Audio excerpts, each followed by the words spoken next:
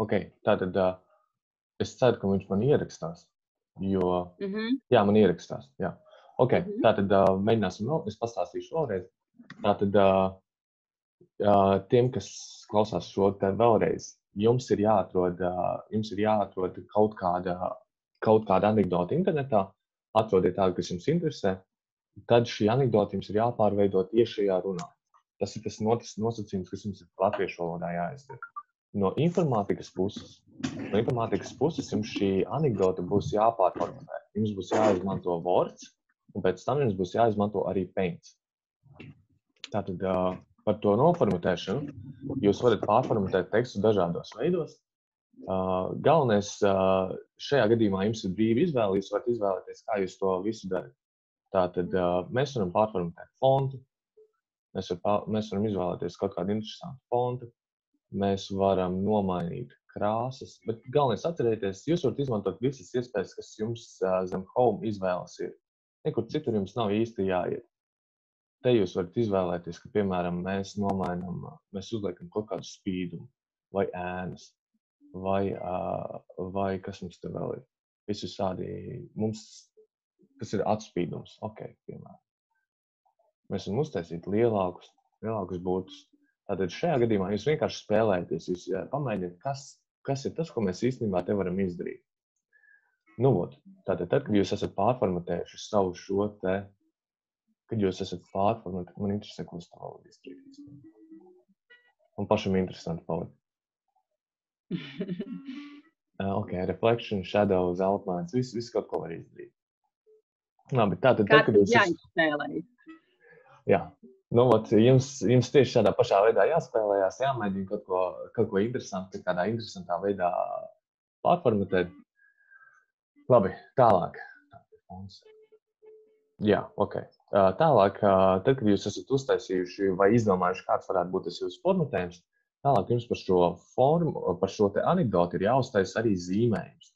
Un zīmējums jums noteikti kaut kur te apakšā būs jāieliek. Un zīmējumu jūs taisīsiet, izmantojot Paint.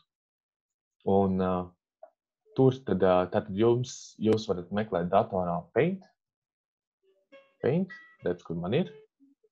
Es viņu attaisu vaļā, redz, kur man viņš ir. Un tad man, piemēram, tur bija par to, ka kāds aiz garlaicības ir izskaitījis,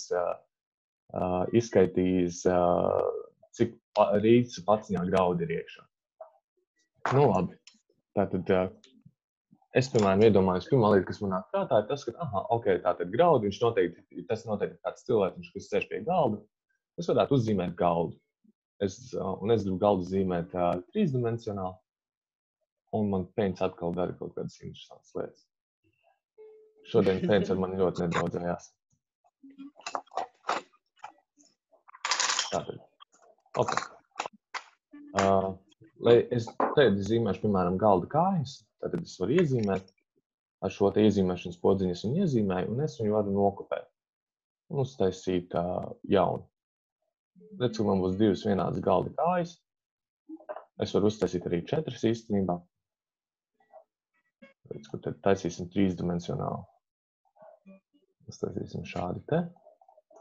Un tad uztaisīsim, kā mēs varētu uztaisīt, tad mēs uztaisīsim tā kā galda virsmu. Piemēram, šādi, klausi. Vienīgais, žēl, ka kājas spīd cauri, bet, izliksimies, ka mums tas tāds stikla daudz ir. Tagad es viņu noliku tajā vietā, kur man vajag. Es viņu varētu arī pārkrāsot baltu pēc tam. Te ir spainīts, ar spainīti es varu nokrāsot. Būs sarkans. Tā. Nē, stop. Tas bija pa daudz. Tas bija bišķi pa daudz. Labi, redz, ka man veidojās galds. Jūs varēsiet izpausties, kā jūs gribat. Jūs varat ar roku zīmēt cilvēci, kurš tur, piemēram, skaita tos rīsa graudiņus. Redz, kur te man varētu būt 1, 2, 3. Varam izmantot figūriņas, mēs varam izmantot aplīšus maziņus. Rīsa